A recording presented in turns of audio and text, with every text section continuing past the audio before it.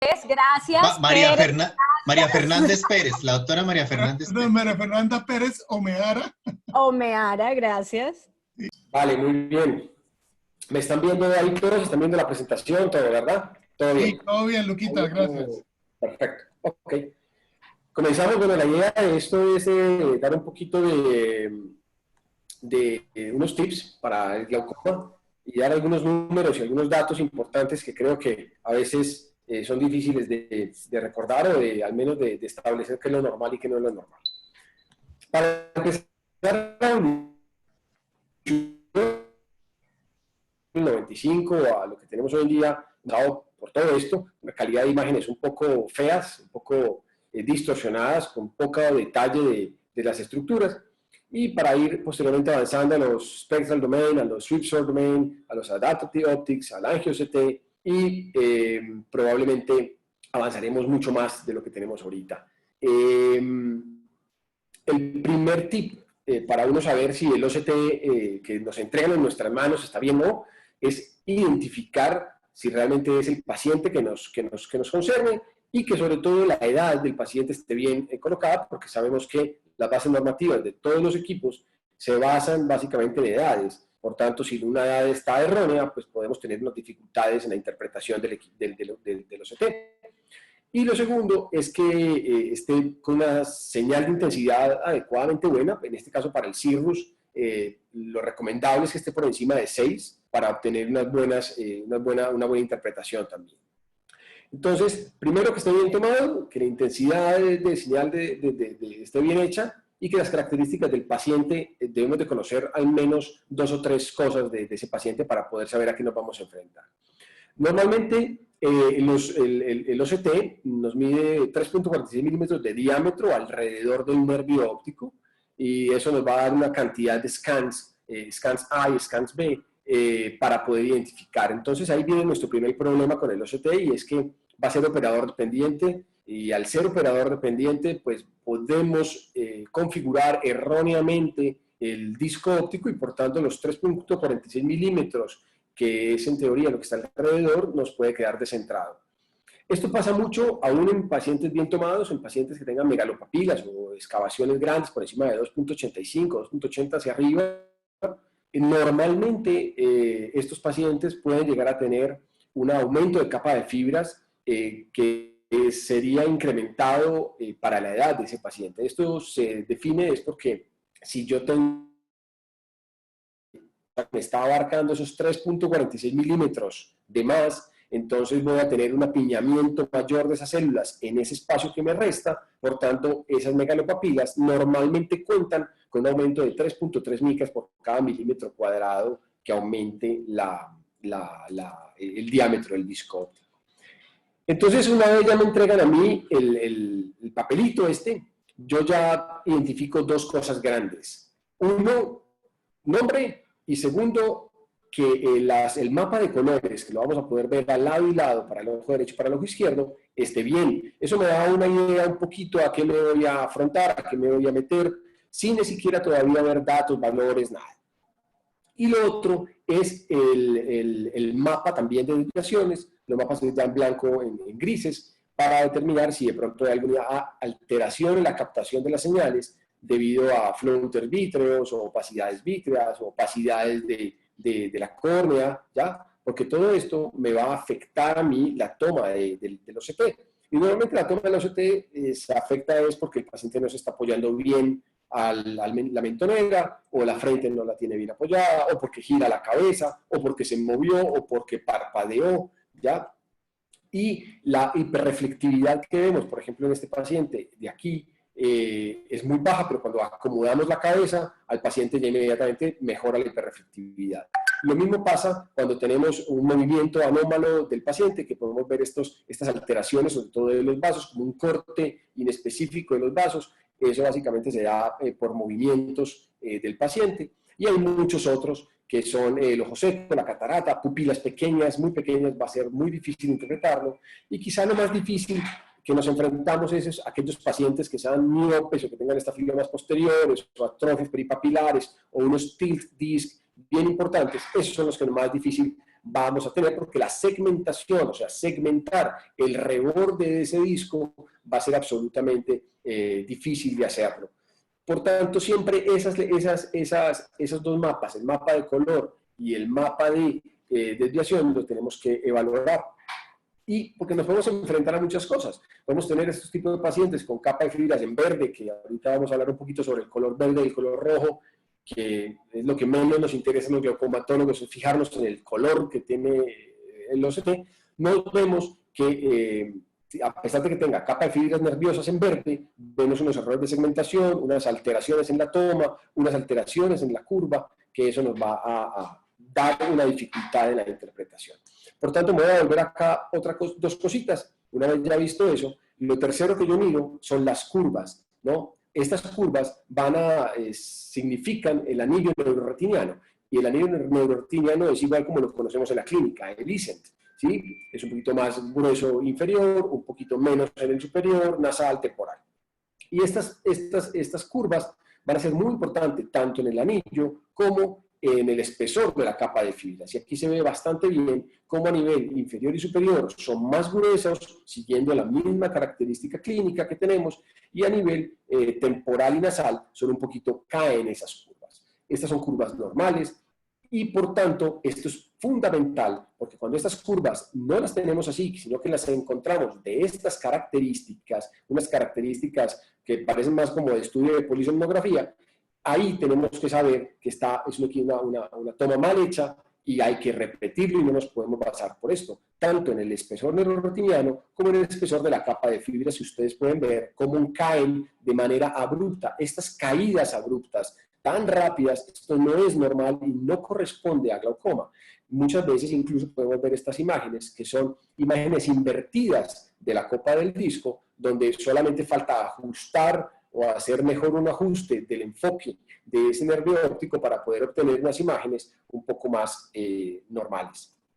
O incluso podemos ver aquí cómo las tracciones vítreas nos pueden jugar una mala pasada, y podemos tener unos errores de segmentación altos, con tanto las caídas de pico hacia de caída como un pico hacia arriba. Cualquiera de los dos nos tiene que dar pensar que son tomas mal hechas. Entonces, hablamos ahorita que dentro de la toma del OCT lo más importante es que una de las complicaciones que tenemos con los OCT actuales es que no podemos asegurar en cada toma que lo estamos haciendo en el mismo punto. De ahí fue que se derivó el advenimiento con la apertura de la membrana de Bruch y el minimal ring wide, que es el grosor mínimo del anillo. Esas dos terminologías van a empezar a cambiar. ¿Y qué le voy a dar? Dos cosas de esto, básicamente. La membrana de Bruch es una de las membranas más internas de la retina, está cercana a la coroides, y esa apertura de la membrana de Bruch es la que nos va a permitir definir en dónde va a empezar esa excavación, o dónde va a empezar esa escotadura, dónde va a iniciar esa copa disco que nosotros vamos a tener. Entonces se mide desde el punto de la membrana de Bruch, donde se abre de un lado hasta el otro. Eso nos va a determinar a nosotros básicamente el tamaño del disco. Por tanto, esta va a ser una de las cosas que va a ir cambiando en el tiempo. Ya en los OCTs futuros seguramente no vamos a ver área del disco ni área del anillo. Lo que vamos a ver es que ese área de disco se va a cambiar por apertura de membrana de Bruch. Todavía no han salido las bases normativas, pero saldrán. Y lo segundo que va a cambiar es el área del anillo, porque esa área del anillo también se va a cambiar por el grosor mínimo del anillo, que eso va a ser el espacio que hay entre la apertura de la membrana de Bruch hasta la membrana limitante interna. Ese espacio que hay entre esa apertura de membrana y la limitante es lo que nos va a determinar el anillo neuroretiniano. Esas dos medidas van a ser ya mucho más estables, van a ser más consistentes, no van a ser tomadas a la ligera, y el equipo las va a reconocer inmediatamente. Este es un equipo Spectralis que ya la reconoce inmediatamente, o sea que en las próximas visitas que el paciente tenga, nos va a medir siempre el anillo y nos va a medir siempre el disco, como lo ha medido en las tomas previas. No sé si a ustedes les pasa, y es que uno ve, por ejemplo, un OCT hoy y un OCT dentro de 6 meses, y increíblemente el tamaño del disco cambió, el tamaño del anillo cambió sin necesidad que cambie la capa de fibras, y esto no debería de pasar.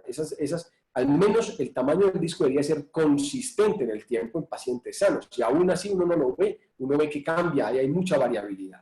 De ahí que vamos a hablar ahorita de la variabilidad interoperador y cuando hablamos de variabilidad y cuando hablamos de progresión. Por tanto, la apertura de la membrana de Bruch es por donde salen las acciones de las células ganglionares, es el margen externo de los tejidos neurales, es el límite preciso para la medición del anillo neuroretiniano. Y otra cosa fundamental, y es que nos va a mejorar el centrado de la fóvea. Por tanto, si logramos mejorar el centrado de la fóvea a partir de esa apertura de la membrana, podemos ser más exactos también en medir las células ganglionares que tenemos. Al mismo tiempo, esta apertura ya lo habíamos hecho, ya lo habíamos hablado, no se afecta por la presión ocular, o sea que va a ser súper estable en el tiempo.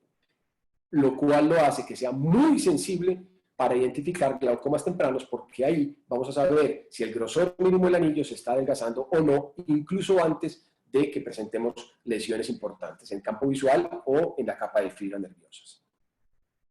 Entonces, lo segundo, si alguien tiene alguna pregunta, o si quiere interrumpir, o por Juan, por favor, o el doctor Tello también, o María Fernanda, me lo hacen saber. El segundo tip es que entonces, ¿qué evaluamos en esto? Ya habíamos hablado de los mapas, que para mí son muy importantes. El mapa de color, normalmente en la porción superior vamos a ver un doble cuerno. De pronto en este izquierdo se ve un poquito mejor. Este doble cuerno es lo que normalmente deberíamos tener.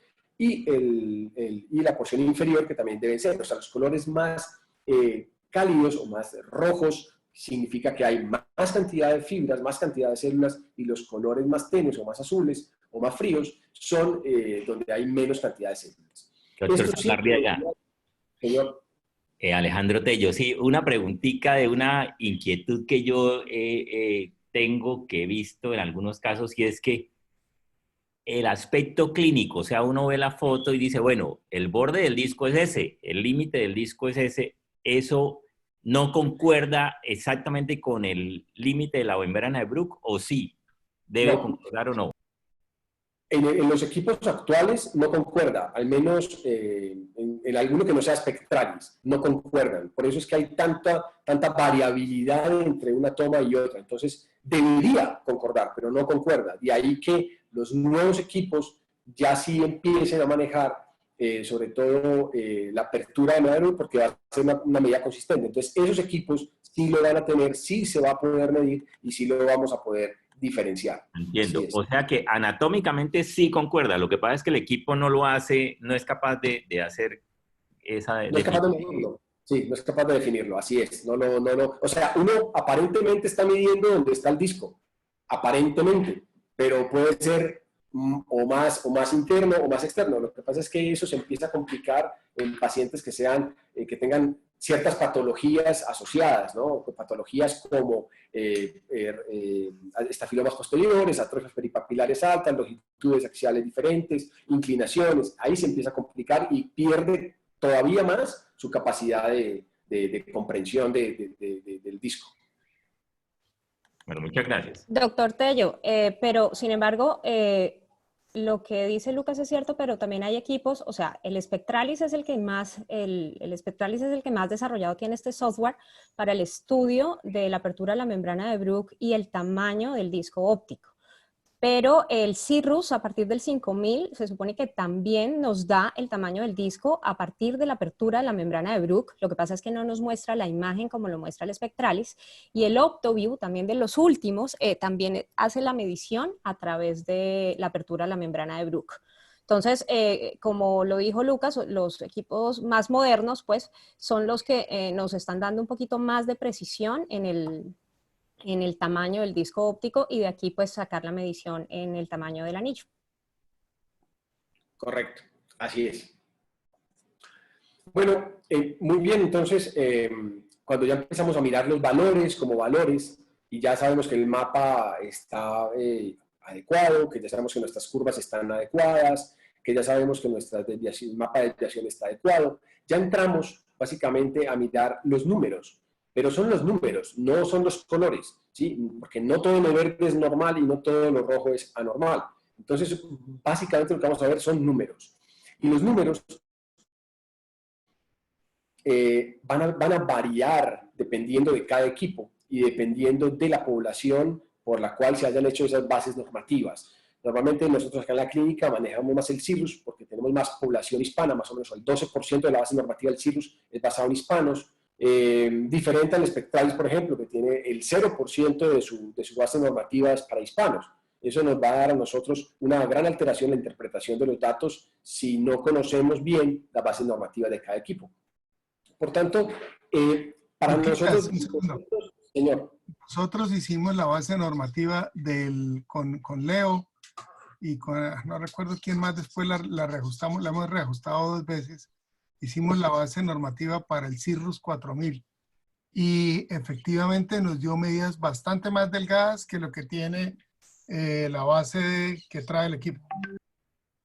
Correcto, así es, tal cual. Bastante Perdón, más ¿cómo fue? bajas. ¿Más delgado? Sí. ¿Del CIRRUS 4000? ¿Aló? ¿Hola? Aló, va. ¿Hicieron medición, hicieron su base de datos con el CIRRUS 5000 y dieron más delgadas? Con el 4000. Leo, tú fuiste el que estuviste en ese estudio. Dale, échale la chacha. No, yo lo hice inicialmente fue para el Stratus. Luego Carla Chávez y ellos hicieron para el CIRRUS, pero sí los valores tanto promedio como en cada uno de los sectores eran más delgados para nuestra población. Miren, en el Stratus solo era valores de 34 micras por debajo del que daba el valor normal el equipo, ¿no? En Stratus hace rato, pues. En CIRRUS no recuerdo, pero también era más delgada nuestra población que lo que aparecía como problema. Creo que fue Catalina la última que terminó de hacer esa base de datos porque la última se revisó 2 veces, cuando se hizo ya sobre el CIRRUS. Y eran entre 23 y 25 milímetros de capa promedio menos. Ya, Sí, esa fue una razón, perdón Lucas y Mafe, por la que nosotros empezamos cuando evaluamos nosotros los OCT, como estaba diciendo muy bien Lucas, no nos estamos guiando ni por colores ni por números, sino por el seguimiento que vaya teniendo ese mismo paciente en cada uno de los exámenes que va realizando. Entonces, y ahora que estos equipos traen software que ya Lucas nos va a mostrar más adelante, pues nos hace mucho más fácil el seguimiento. Así es.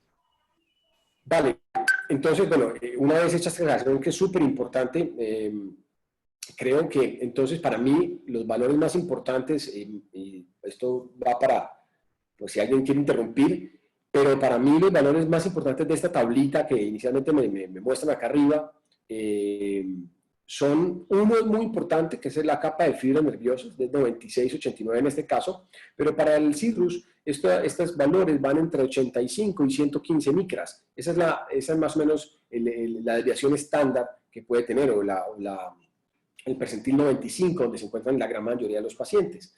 Lo segundo es la simetría, que puede estar por encima del 85%, es normal, y por debajo podría ser algún tipo de alteración.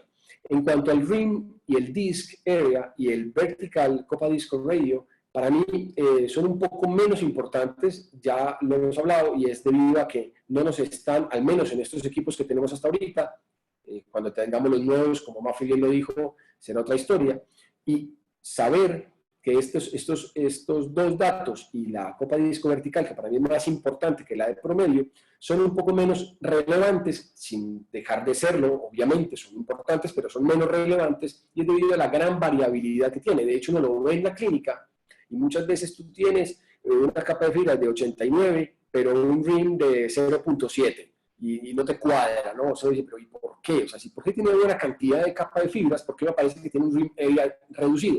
Y esa es la razón, es porque no hay una buena medición o no hay unos buenos límites para medirlo.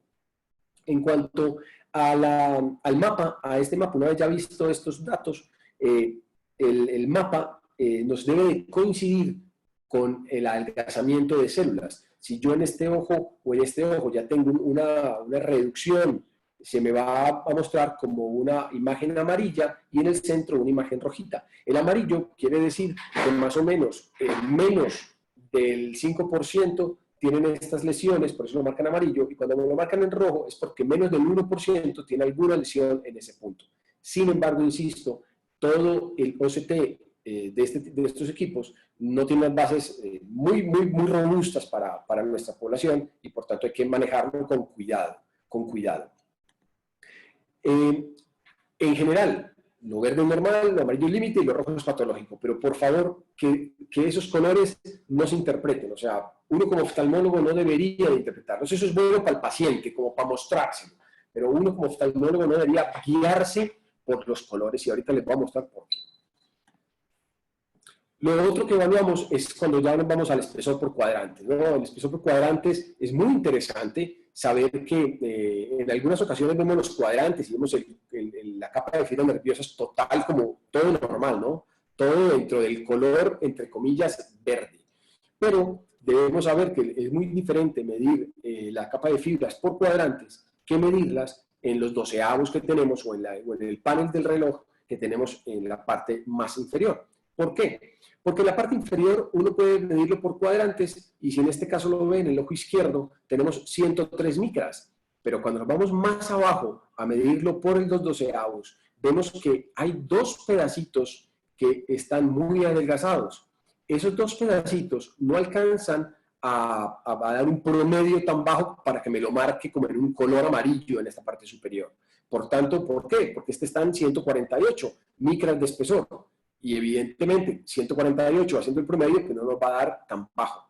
Pero por esa es la razón que esto lo tenemos que medir individualmente para poderlo correlacionar posteriormente con las células ganglionares, si tenemos la capacidad de tener densidad vascular peripapilar, correlacionarlo con eso, si tenemos un FDT, correlacionarlo con eso, porque nos debe de más o menos ir coincidiendo las cosas.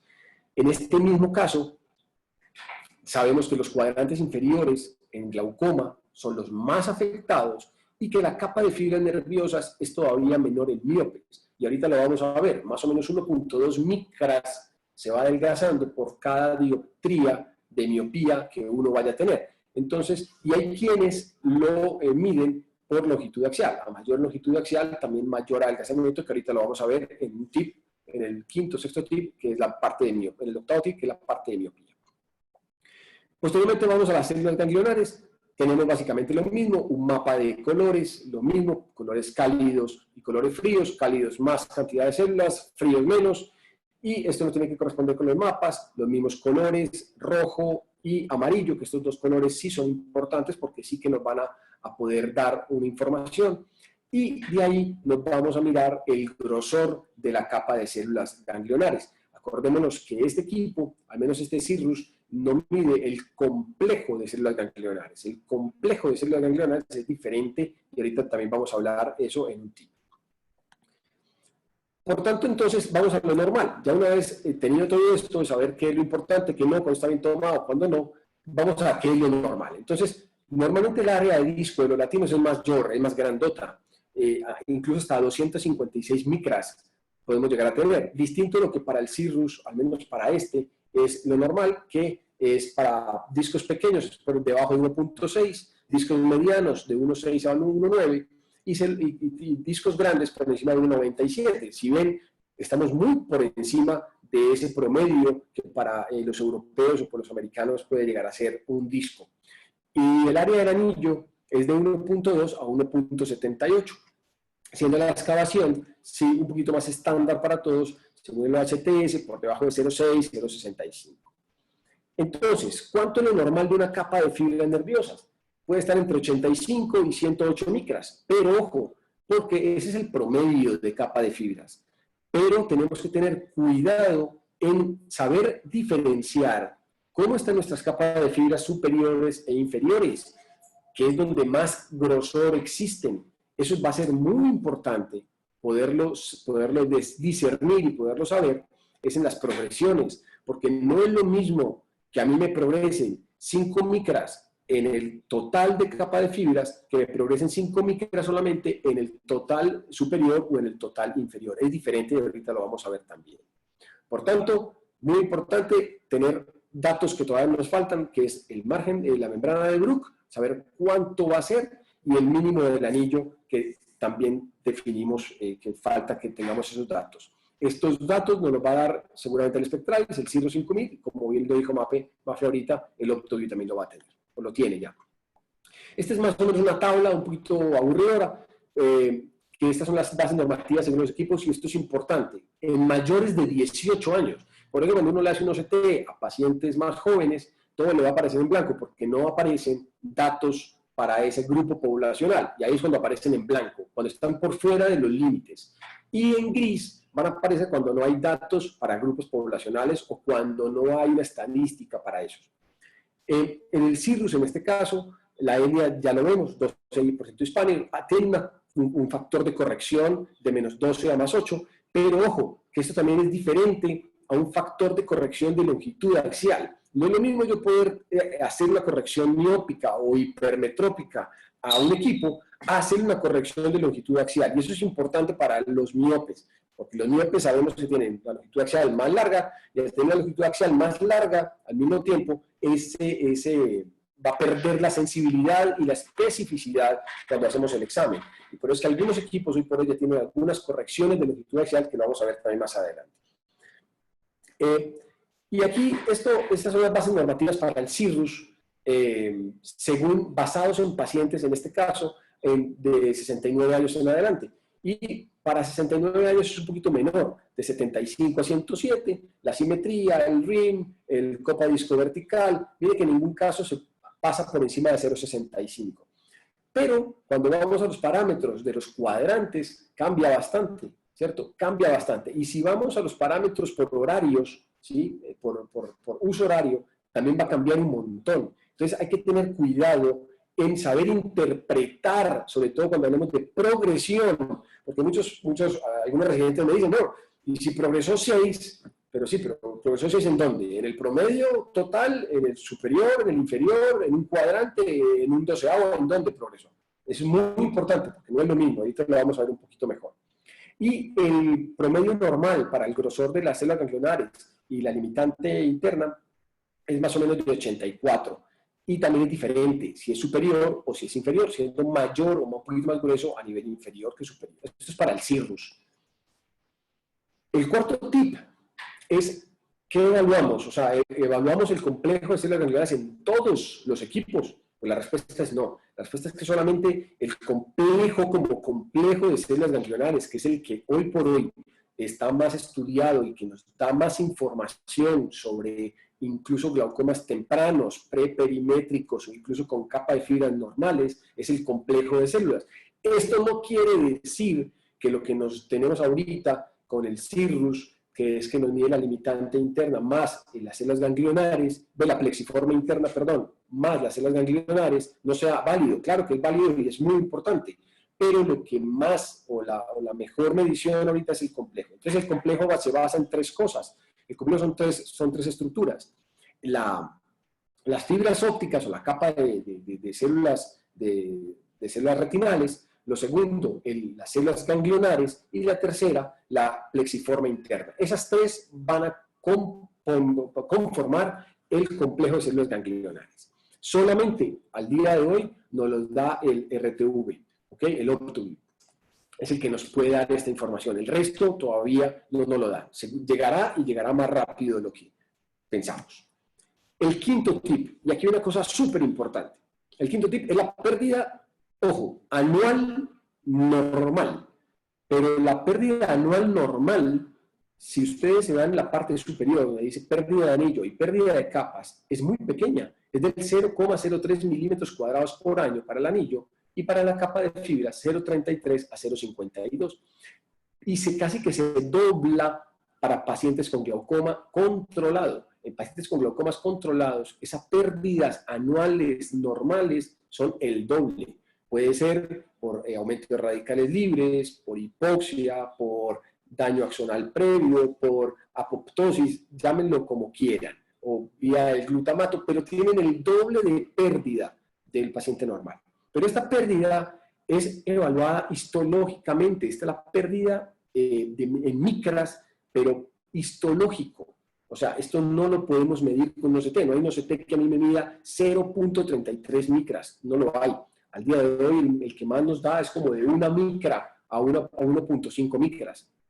seguramente llegaremos a esto, pero es muy importante que tengan en cuenta, porque algunos residentes me preguntan, bueno, doctor, pero ¿y si usted dice que la pérdida anual es de 0.52 micras? Pues mire, aquí en el OCTM está cambiando no sé cuánto, sí, pero es que una cosa es la pérdida histológica que podemos medir a nivel histológico y lo otro es la pérdida que vamos a ver por OCT, que son diferentes.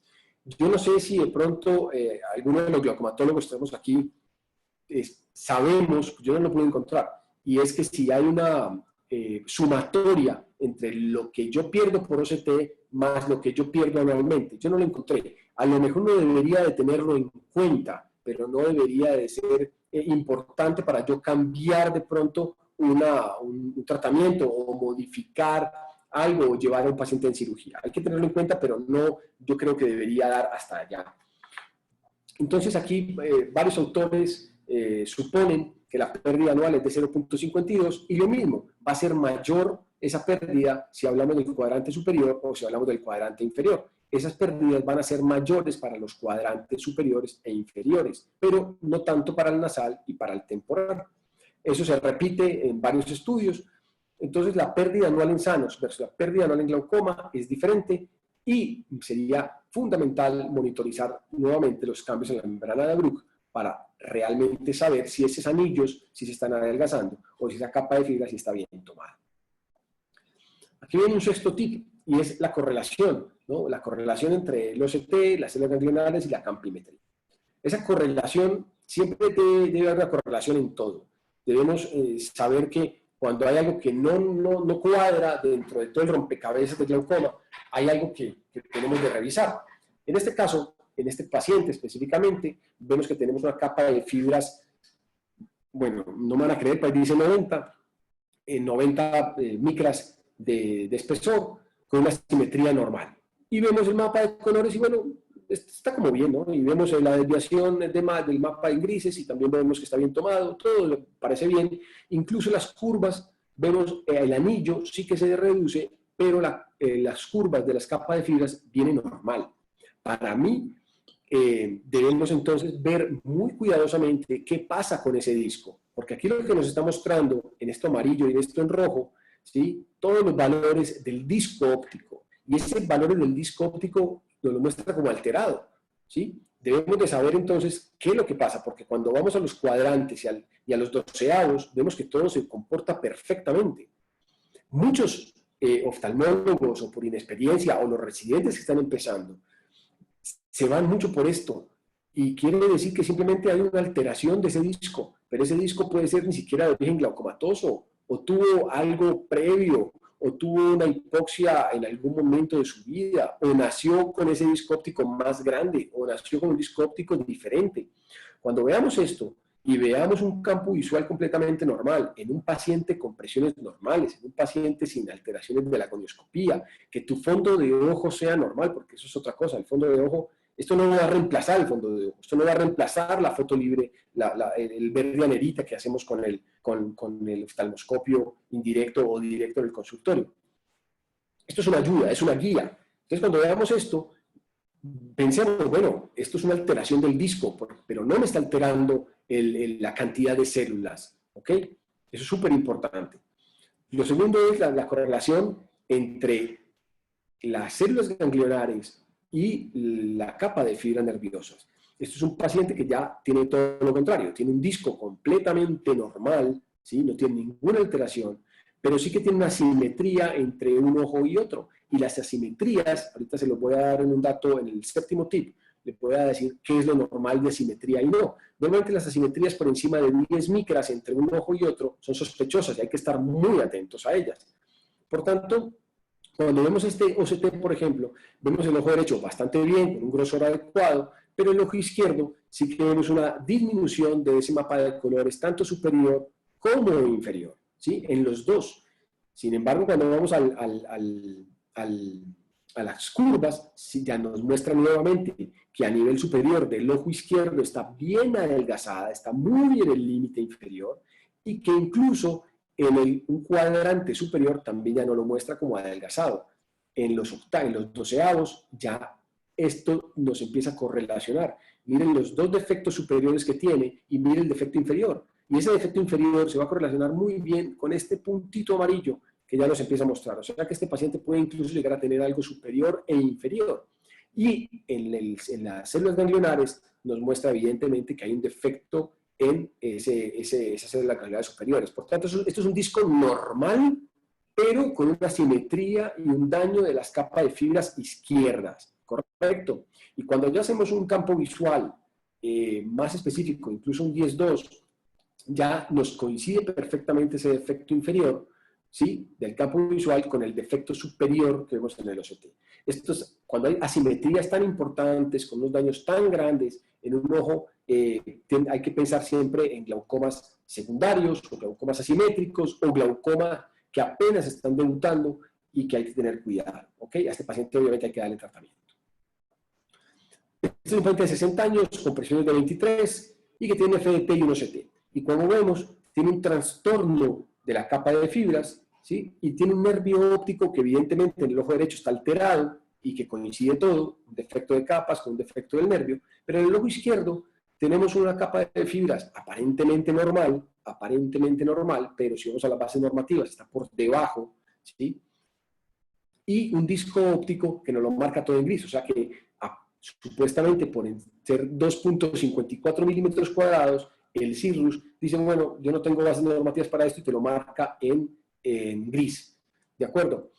Pero cuando vamos al campo visual y cuando incluso vemos que no hay nada en el campo visual izquierdo, en los cuadrantes tampoco hay nada, ningún defecto, y en los usos horarios tampoco hay nada, pues tenemos que ir a valorar la célula ganglionaria. Entonces, si solamente se queda con esto, diría, bueno, pues obviamente al ojo derecho hay que de pronto tratarlo, y al ojo izquierdo habrá que seguirlo, pero cuando vamos ya a las células ganglionares, ya nos damos cuenta de que ya hay un defecto importante en el ojo izquierdo y aún no tiene ningún daño en el campo visual, ¿correcto? Entonces muchas veces nos encontramos con esto, que son defectos iniciales en las células ganglionares, pero con capa de fibras que aparentemente nos las marcan como normal. Y ahí es lo importante de no fijarnos en los colores, porque si aquí me pone 73 y lo ponen en amarillo, aquí le ponen 75 y lo ponen en verde, no tienen ninguna lógica, ¿sí? Estos pacientes, según las bases normativas del CIRRUS, deberían ya estar por debajo de lo normal.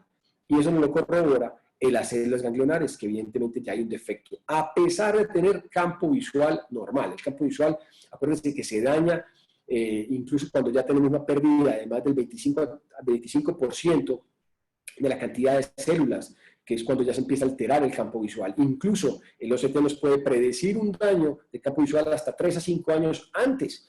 Es de ahí que se haya vuelto tan importante el uso del complejo de células ganglionares y que en campos visuales nos hayamos mutado a tener más en consideración un 10-2, y si en los campos donde ustedes trabajan hay un FDT, todavía mejor un FDT. Los 10-2 son absolutamente importantes. El FDT es absolutamente importante cuando nos encontramos hasta un paciente con esto. Campo visual normal, capa de fibras límites, estamos hablando del izquierdo, y un trastorno de células ganglionares. Este paciente tiene glaucoma y hay que tratarlo. Estos son glaucomas que se tienen que tratar antes de los daños. Para eso estamos nosotros entrenados, para tratar antes de que se presenten los daños, no después. Y este es el otro caso, donde evidentemente es fundamental que vemos, en el ojo derecho no tenemos duda que tiene un glaucoma, pero en el ojo izquierdo, si nos vamos otra vez por el color verde, pues digo, bueno, tiene una capa de fibras como normal. Y si nos vamos al mapa de color, digo, bueno, pues también está como normal, ¿no? O sea, hay un buen tono de colores cálidos. Pero cuando vamos a valorar realmente el mapa de desviación, vemos una gran cantidad de opacidades, que aquí lo podemos ver, ¿sí? Y una gran opacidad en esta área, si la ven acá negrita, eso nos lo va a marcar como que si estuviéramos ante una hiperreflectividad mayor, y aquí lo ven en un enface que de pronto les puede, en una imagen 3D que también tiene el CIRRUS, podemos ver la gran cantidad de depósitos o opacidades vítreas que van a ser como si estuviéramos con una mayor cantidad de células, que lo cual es mentira, no existen, esas células están ausentes, pero no lo hace como mostrar, y evidentemente en las células ganglionares podemos tenerlo. Cuando ya hacemos el 10-2 y el 24-2, pues ya nos vamos a unos defectos bastante importantes muy segmentados que nos hacen pensar en un daño, evidentemente, del nervio óptico. Llámese cualquier causa, pero es un daño del nervio óptico. Hay unos equipos, para nosotros es un problema siempre cuando tenemos mucha cantidad de velos vítreos, de opacidades vítreas. Es bien difícil cuando se acumulan en todo el centro que no nos permitan ver el disco óptico como debería. Actualmente de pronto se están desarrollando imágenes o equipos con inteligencia artificial que nos hagan una sustracción de esas opacidades vítreas. Lo que pasa es que todavía no están disponibles, pero sí es difícil hacerlo. Uno trata de mover la cabeza del paciente de un lado a otro, de que suba el ojo, que lo baje, pero a veces es bastante complicado. Muy bien, el séptimo tip es la progresión, y yo creo que aquí una de las cosas más importantes de pronto de la charla, y es los patrones de progresión que tenemos en los equipos, ¿cierto? Los patrones de progresión, sobre todo en el CIRRUS, nos lo empiezan a medir después, a partir la tercera muestra que hagamos, o del tercer OCT que tenga el paciente. A partir de ahí ya empezamos a poder tener un análisis de progresión. En la parte superior nos van a mostrar lo mismo, el mapa de colores, cómo vamos viendo cómo se adelgaza. En la parte inferior vamos a ver cambio de color en las fibras. El primer cambio, entonces, cuando ya el equipo detecta un cambio, ya lo va a marcar como amarillo, y si ese cambio se amplía, se profundiza, lo va a cambiar a un color rojo. Entonces, ahí ya vamos a tener como un mapa más claro de cómo se ha comportado este paciente en el tiempo. Y aquí viene una cosa súper importante, y es saber diferenciar entre variabilidad del OCT y progresión en el OCT. Entonces, cuando llamamos variabilidad entre un OCT y otro, es entre 4 a 6 micras, entre visitas. O sea, que si yo hoy tengo 95 y la próxima vez que me hagan el OCT me va a dar 90, esas 5 micras las puedo tomar como variabilidad normal, ¿sí? Variabilidad interoperador inclusive. Eso es lo que se quiere con la apertura de Monana-Bruch. Se quiere quitar o reducir al máximo esa variabilidad tan alta, porque 6 micras me parece que es demasiado, es mucho, pero eso es lo que está descrito. Entonces a eso le llamamos variabilidad, ¿ya? Ahora, progresiones. La progresión va a ser diferente a si se toma en los cuadrantes totales, o si se toma por cuadrantes, o si se toma en los octavos o doceavos, perdón. ¿De acuerdo? Entonces, cuando vemos que esa progresión, que la capa de fibras nerviosas totales va más allá entre 5 a 7 micras, entre 5 a 7 micras, eso puedo llamarlo yo progresión, siempre y cuando se me correlacione con todos los datos que tengo en el OCT. Cuando eso se me correlacione, yo voy más tranquilo y más seguro, porque puede haber que el equipo, un día le tomaron muy bien al paciente y a la segunda toma se le hicieron muy mal, o parpadeó, o ya tiene más catarata, o lo que sea. Entonces ese aumento de variabilidad va a ser mayor. Esto es un estándar, pero no quiere decir que va a tener mayores variabilidades entre un paciente y otro. Y entonces, cuando está entre 5 y 7, para mí, y si está bien tomado el OCT y todo el paciente sigue bien, no tiene catarata, nada de estas historias, yo lo tomo entre 5 para arriba, que me está progresando en el total.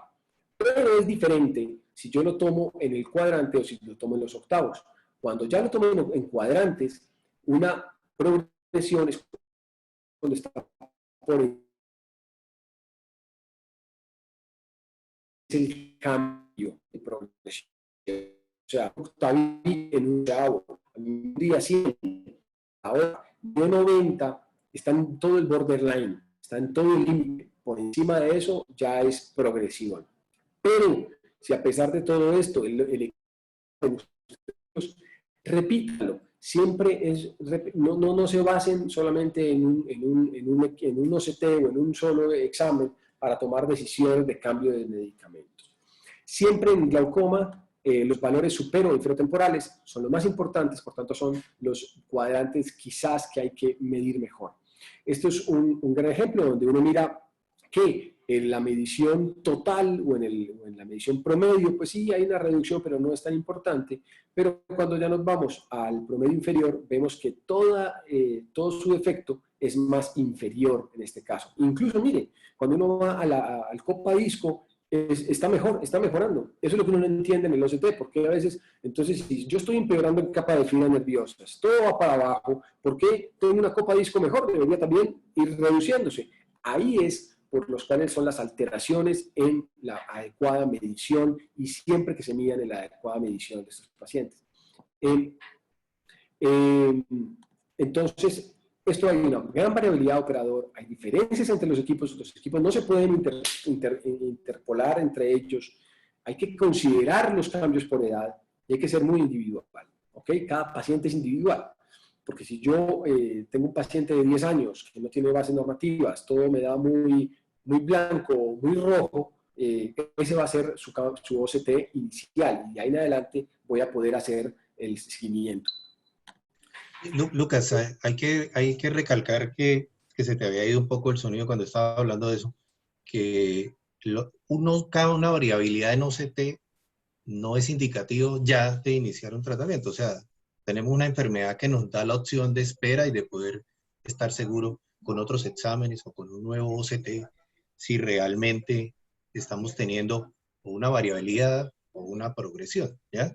Pero tú decías, que se te ha ido un poco el sonido, recalcabas que no hay que tomar esa variabilidad o ese valor que hubo en cambio y de una vez para iniciar un tratamiento, sino nos da la posibilidad de corroborar con un nuevo examen si esta variabilidad si este cambio se mantiene o fue una variabilidad o fue una progresión. Totalmente de acuerdo, Leo, así es, tal cual es. Sí, total, me leíste perfecto lo que quería decir, así es, o sea, y estoy totalmente de acuerdo contigo. Las variabilidades son simplemente unos datos que nos da una estadística, pero no quiere decir que esto se mantenga porque, lo que te digo, a veces puede variar, puede perder hasta 8 días.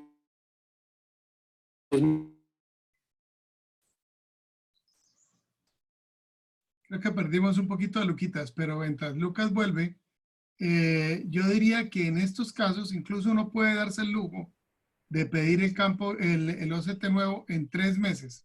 No hay que hacerlo así tan inmediatamente, pero yo creo que sí es bien importante hacer uno nuevo. No sé si Lucas ya volvió.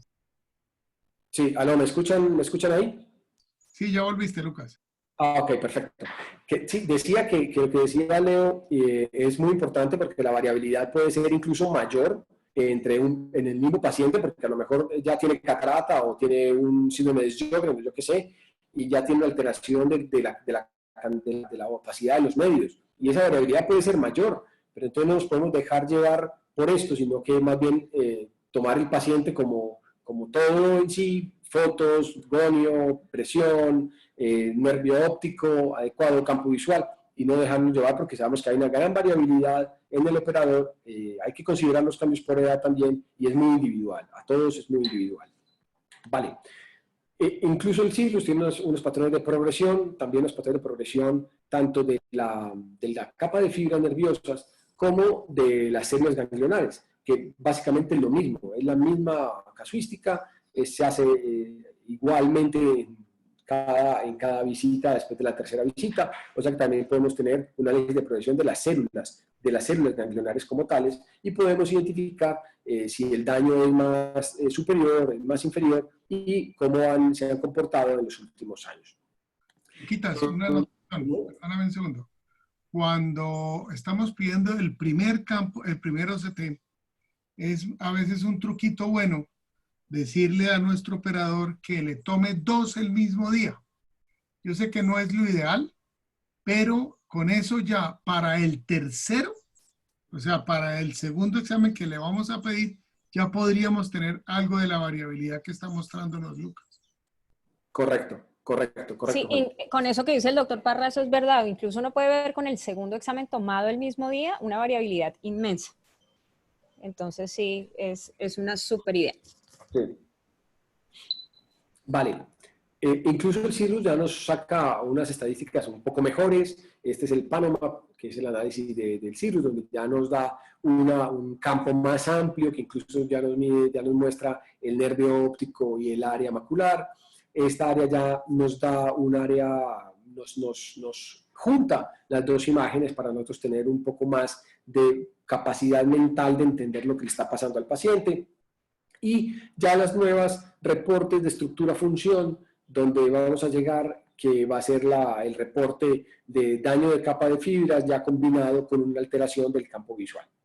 Esto va a ser lo ideal, e incluso, a mi modo de ver, a este mapa o a este reporte le faltarían dos cosas para poderlo ser todavía más estricto, y es combinarle algo de perfusión capilar, que ya lo tenemos con los angio-OCTs, y son la red capilar o la densidad vascular peripapilar, que nos la puedan demostrar, y lo otro sería la apertura de la membrana de Bruch y el mínimo anillo disponible entre la limitante y la apertura de la membrana. Teníamos esas dos cosas, y ya esto sería un ideal para nosotros para poder combinar todas nuestras estructura-función. Insisto mucho en lo que dijo el doctor Leonardo, y es que esto no puede hacernos, esto no está por encima de la clínica está por encima de esto. Esto es una ayuda inmensa, impresionante, que nos corrobora a nosotros muchos diagnósticos, pero que al mismo tiempo que si no somos juiciosos puede llevarnos a muchos errores y errores graves. El octavo tip es el OCT en miopes, ¿no? ¿Qué hacer con los OCT en miopes? Siempre los miopes es un coco para todos, porque son nervios más pálidos, porque son nervios más inclinados, con atrofias más grandes, con estafilomas más grandes, con microdiscos, no se alcanza a ver bien el anillo de Elsnig, no podemos discernir específicamente dónde empieza la excavación. Entonces es diferente, es distinto, al analizar un disco óptico miópico es diferente. Hablan que más o menos se adelgaza 1.2 micras por dioptría, o si lo haces por longitud axial, puede ser incluso de 2.2 a 2.7 micras por cada milímetro de longitud axial por encima de 25. Por tanto, estos pacientes van a ser diferentes. Esto nos va a llevar a que el error en lecturas de los OCTs sea muy alto. La estadística habla hasta casi un 18-20% de errores en la lectura de estos OCTs. Y esto se da básicamente es porque las asimetrías del globo son tantas y la longitud axial es tanta que los ángulos de captación del OCT varíen. Y al variar esos ángulos de captación no vamos a estar en el centro del nervio óptico. Esto es lo que también se quiere mejorar con la apertura de la membrana de Bruch, porque aquí realmente no nos va a interesar cómo esté el nervio óptico, si está torcido, si está pálido, si está blanco, si no lo vemos. No, porque el equipo ya lo va a determinar específicamente, y eso nos va a mejorar a nosotros la interpretación de estos discos de una manera impresionante. Hay un tip con los estudios que tenemos ahorita de OCT, hay un tip importante, y es que normalmente en estos pacientes, en los discos miópicos, increíblemente el cuadrante temporal es más grueso, donde normalmente debería ser más delgado. Eso quiere decir que cuando encontramos un paciente miope con un cuadrante temporal grueso y un adelgazamiento inferior y superior, podría, y ojo con la palabra, podría ser un defecto refractivo. Yo no digo es un defecto refractivo o es por solamente refracción, porque puede tener un glaucoma, pero podría, son tips que uno tiene que ir acomodándolo a su clínica y a su estudio para poder ir sabiendo si está haciendo las cosas bien. Esto se ha ido también mejorando un poquito. El NIDEC hoy por hoy y el OCT Tritón son los que tienen las compensaciones de longitud axial.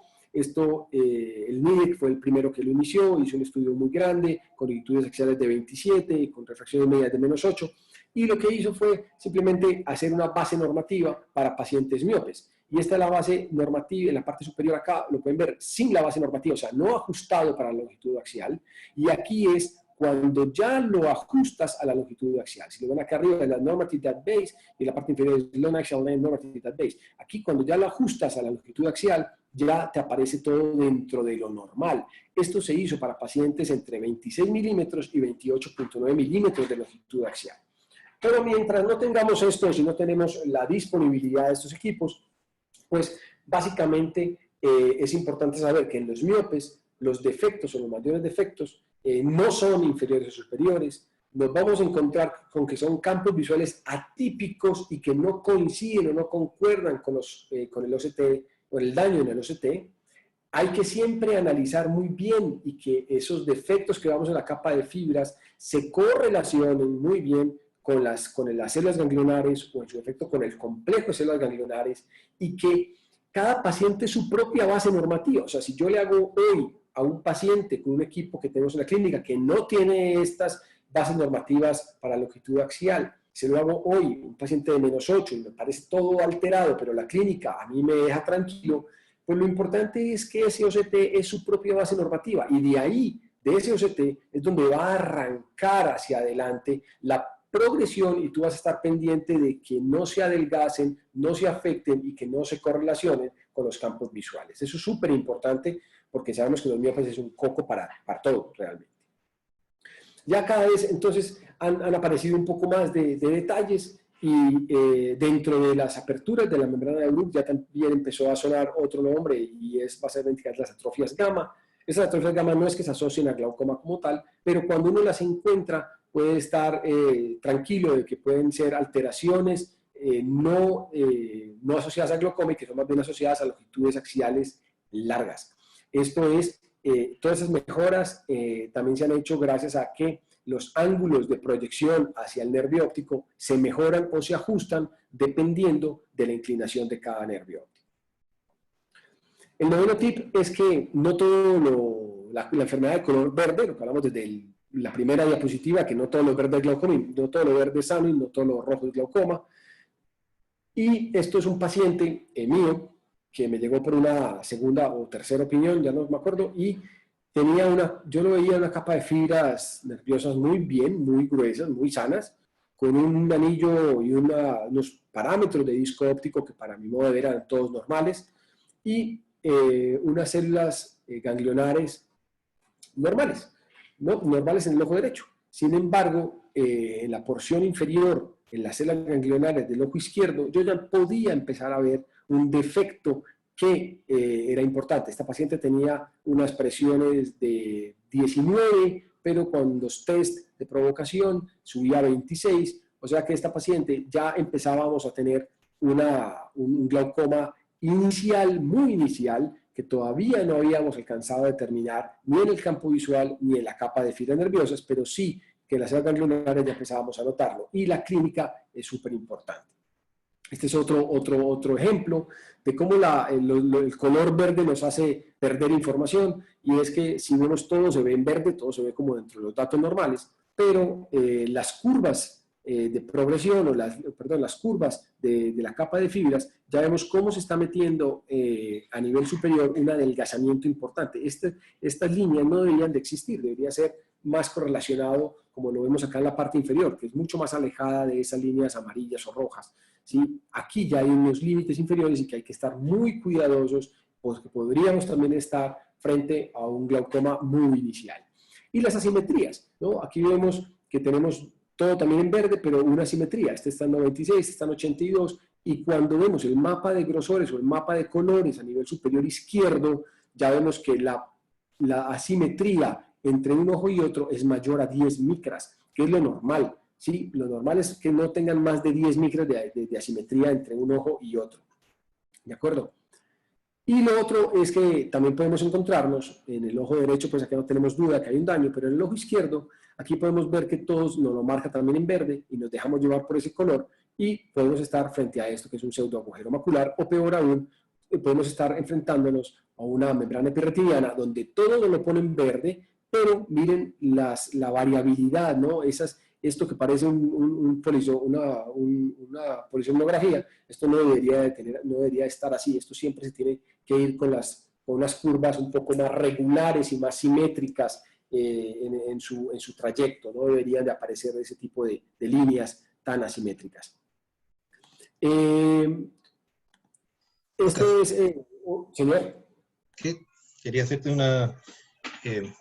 un aumento ahí de aclaración del cuento, y es que si algo he aprendido en mi consulta es a no decirle a un paciente, el que sea una primera opinión, un segundo concepto es no decir, usted no tiene glaucoma, sino usted por ahora no tiene glaucoma.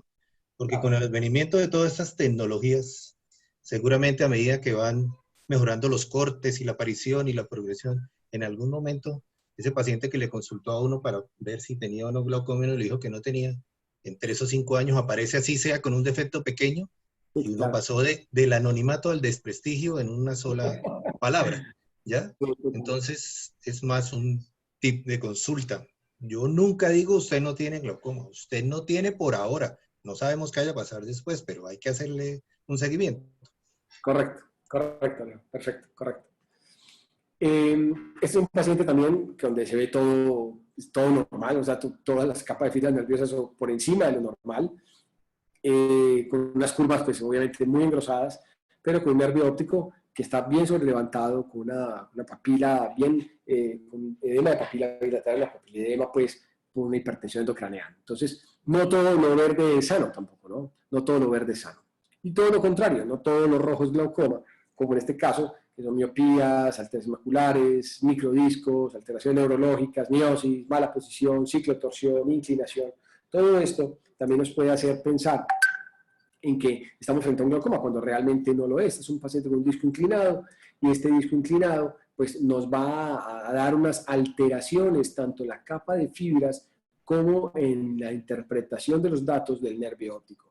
Estas malas interpretaciones podrían llevarnos a nosotros a iniciar tratamientos no deseados o incluso llevar a pacientes a cirugía sin necesidad.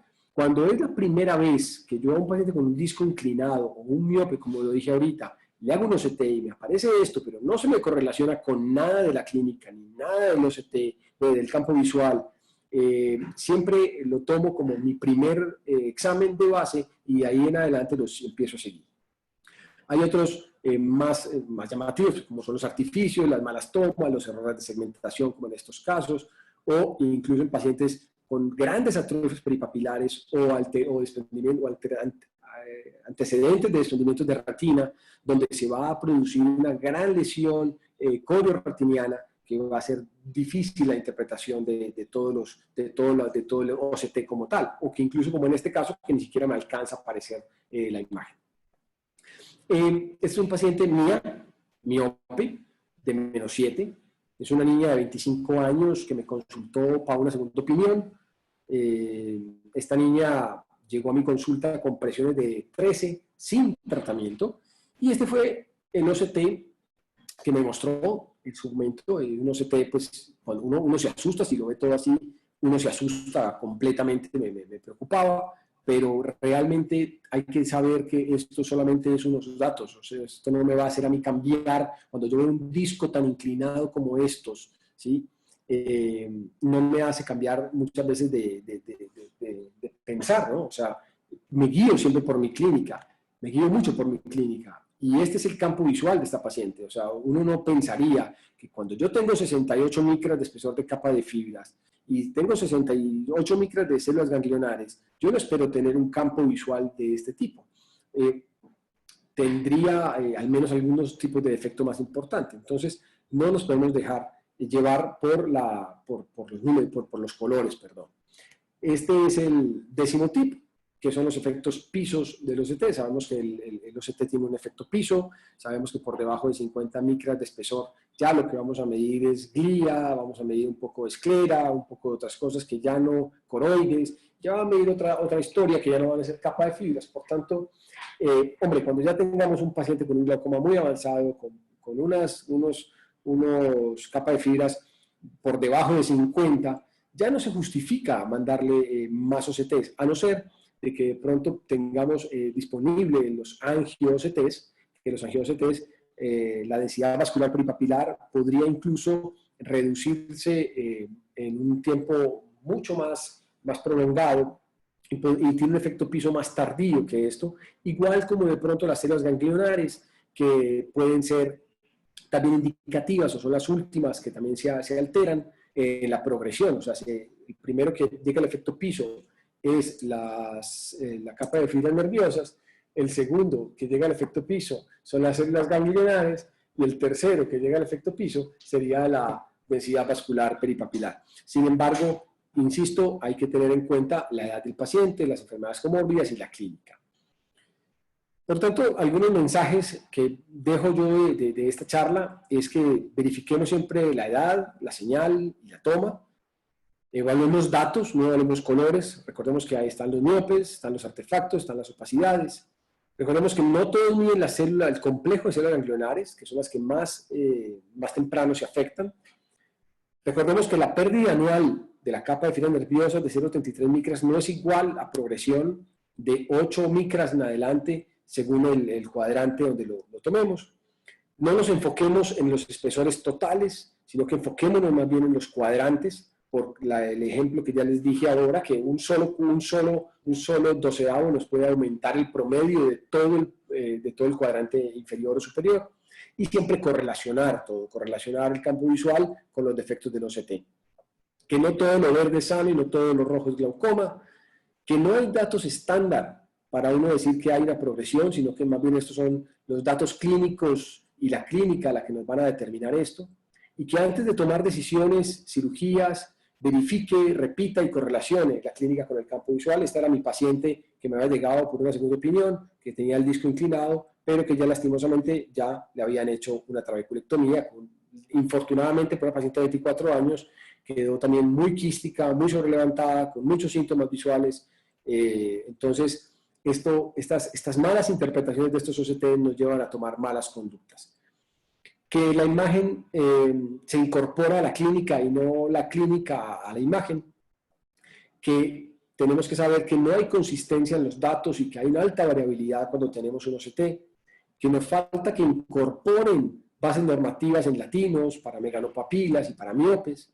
Y que el futuro en progresión va a ser medir la apertura de la membrana de Bruch, que es la más consistente y que va a ser definitivamente la que nos va a sacar de dudas en pacientes miopes. Y que nos falta que nos manden un papelito que nos correlacionen todo, ¿no? La capa de fibra, las células ganglionares, la apertura de la membrana de Bruch, el anillo mínimo entre la membrana de Bruch y la limitante interna, la red capilar peripapilar y los campos visuales. Esto es el suroeste antioqueño, donde me he encuarentenado en los últimos 2 meses y que ha sido una experiencia muy bonita porque hemos podido caminar todas esas montañas, nos hemos caminado y al menos nos hemos distraído un poquito. Y la medicina no es más, es la ciencia de las incertidumbres y el arte de la probabilidad. Muchas gracias. Residentes que cuando estamos frente a una imagen de un OCT,